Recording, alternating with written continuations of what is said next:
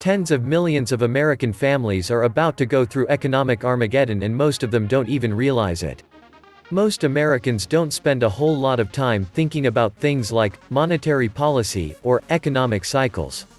The vast majority of people just want to be able to get up in the morning, go to work, and provide for their families.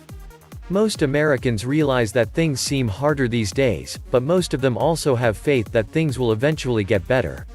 Unfortunately, things aren't going to get any better. The number of good jobs continues to decline, the number of Americans losing their homes continues to go up, people are having a much more difficult time paying their bills, and our federal government is drowning in debt. Sadly, this is only just the beginning. Since the financial collapse of 2008, the Federal Reserve and the U.S. government have taken unprecedented steps to stimulate the economy. But even with all of those efforts, we are still living in an economic wasteland.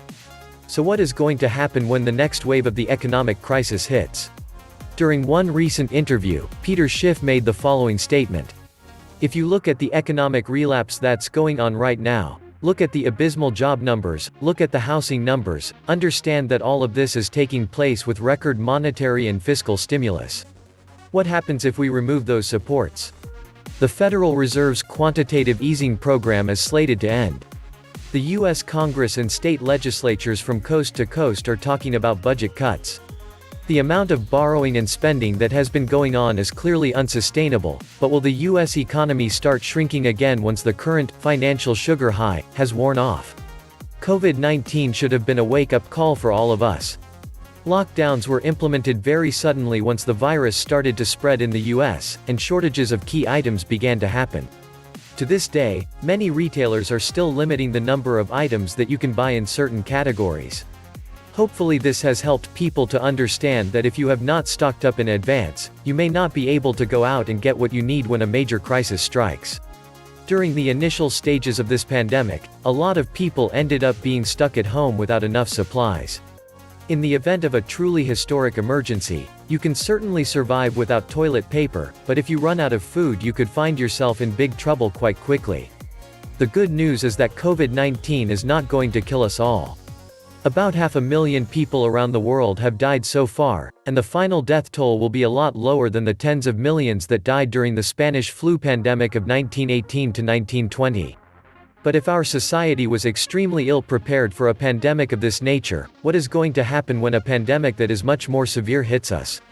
Scientists assure us that it is just a matter of time before a killer plague sweeps across the planet, and the Bible tells us that there will be pestilences in the last days. If you find yourself isolated at home for an extended period of time as millions of others are dying from a virus, will you be able to survive on what you have already stored up? If not, you need to get to work. Big economic problems are ahead as well. So far in 2020, more than 47 million Americans have filed new claims for unemployment benefits, more than 100,000 businesses have permanently closed their doors, and it is being projected that U.S. GDP will decline by 46.6% on an annualized basis during the second quarter. Those are absolutely disastrous numbers, but so far trillions of dollars of emergency government spending has helped to ease the pain. But those emergency measures were only meant to get us through a few months, and it is now becoming clear that this new economic depression will be with us for a very long time to come. As the economic situation has unraveled, an increasing number of people are being forced to turn to the federal government for assistance. 1 out of every 6 Americans is now enrolled in at least one anti-poverty program run by the federal government. Some of the hardest hit members of our society have been our children. Today, 1 out of every 4 American children is on food stamps. Back in the old days, a large percentage of American families were self-sufficient, but that is no longer the case. Back in 1850, approximately 50% of all Americans worked on farms. Today, less than 2% of Americans do. So these days when American families can't feed themselves, what do? They turn to the federal government, of course. At the moment, approximately 44 million Americans are on food stamps. But our federal government cannot afford to spend money like this forever. The U.S. government has thrown more than $6 trillion at the coronavirus crisis. That number could grow. Wow! Who is going to end up paying that bill? So with so much bad news, are our leaders alarmed? Not really.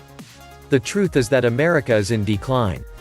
Just like with all of the great empires of the past, our empire is starting to crumble too. A recent article in The Guardian touched on some of the reasons for America's decline. The experience of both Rome and Britain suggests that it is hard to stop the rot once it has set in, so here are a few of the warning signs of trouble ahead. Military overstretch, a widening gulf between rich and poor, a hollowed-out economy, citizens using debt to live beyond their means, and once effective policies no longer working. The high levels of violent crime, epidemic of obesity, addiction to pornography and excessive use of energy may be telling us something. The US is in an advanced state of cultural decadence. The economic news is only part of the puzzle. This country has rejected the ancient wisdom that was passed down to us, and we have rejected the principles of our founding fathers. We have piled up the biggest mountain of debt in the history of the world, and yet somehow we expected that everything would turn out okay. Well, everything is not going to turn out okay. All of this debt is going to come down on us like a ton of bricks, and the US economy is going to continue to fall apart. Millions of American families are going to lose their jobs and their homes. Economic Armageddon is coming. You better get ready. This was the Survival Economist. Please like, share, leave me a comment, subscribe. And please take some time to subscribe to my backup channels. I do upload videos there too.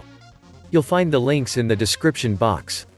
You will also find a PayPal link if you want to make a donation. Thank you wholeheartedly to all those of you who have already donated. Stay safe and healthy, friends.